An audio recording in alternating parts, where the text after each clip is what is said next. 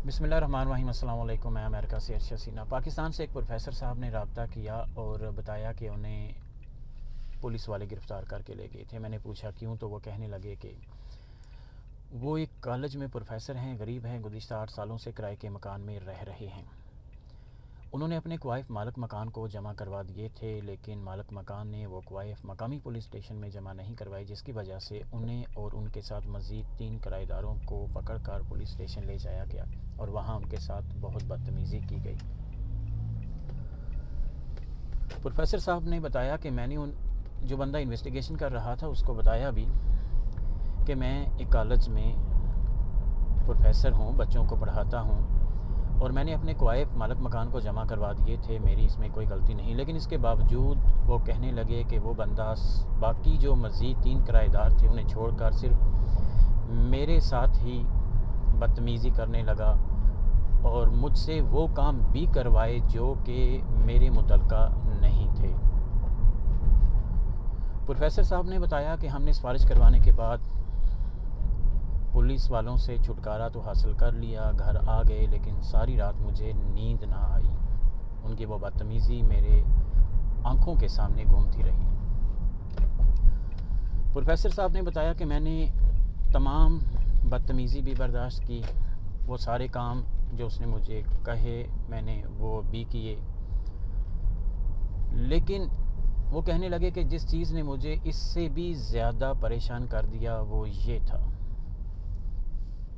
कि जो बंदा इन्वेस्टिगेशन करने वाला था उसने हमें कहा कि आप हमें 5-5 हज़ार रुपये देंगे, क्योंकि उन्होंने हमारे शनाख्ती कार्ड अपने पास रख लिए थे और उन्होंने ये कहा था कि शनाख्ती कार्ड जिस बंदे को भी वापस लेना होगा वो 5,000 रुपये बतौर रिश्वत देगा। तो प्रोफेसर साहब कहने लगे कि ये काम मेरे लिए बहुत अज़ियतनाक और मुश्किल था। बेइज्जती तो मैंने अपनी हद तक बर्दाश्त कर ली, जो उसने काम कहे वो भी मैंने वो कर लिए, वो मेरा ज़ाती मसला था, लेकिन रिश्वत देना ये मेरे ईमान का मसला था जो कि मैं नहीं देना चाहता था और सिफारिश के अलावा मेरे पास कोई हल नहीं था।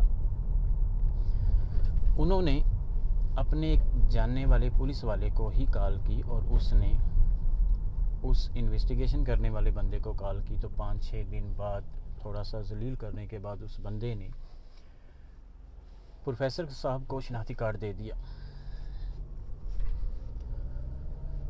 अब जो बंदा प्रोफेसर साहब को जलील कर रहा है, बदतमीज़ी कर रहा है, वो बंदा भी पुलिस वाला है और जो बंदा प्रोफेसर साहब के काम आ रहा है वो बंदा भी पुलिस वाला है। इसका मतलब ये कि पुलिस में जहाँ बहुत बुरे लोग हैं वहाँ बहुत अच्छे लोग भी रहते हैं। मेरी अच्छे लोगों से गुजारिश है, जो पुलिस के महकमे में अच्छे लोग हैं, उनसे गुजारिश है कि खुदाया अपने इन भाइयों की जो कि बदतमीज़ी करते हैं और इन बेचारों की परवरिश नहीं हो सकी। शायद ये लोग कभी किसी अच्छे घर में नहीं रहे, किसी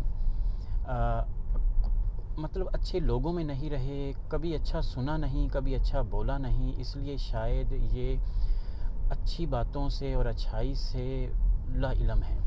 तो मेरी अच्छे लोगों से गुजारिश है कि वो अपने जो पुलिस के महकमे में बुरे और बदतमीज़ लोग हैं उनकी अपनी मदद आपके तहत इस्लाह करें और उन्हें ये बताएं कि अच्छी बातें क्या होती हैं, दूसरों के साथ जब मुलाकात की जाती है तो रवैया कैसा होना चाहिए, किस किस्म की बातें होनी चाहिए और इन्वेस्टिगेशन के दौरान मुल्ज़म के साथ और मुजरम के साथ किस किस्म की गुफ्तगू होनी चाहिए और जिस बंदे ने गलती की ही ना हो उसके साथ गुफ्तगू करने का क्या तरीक़ाकार होना चाहिए।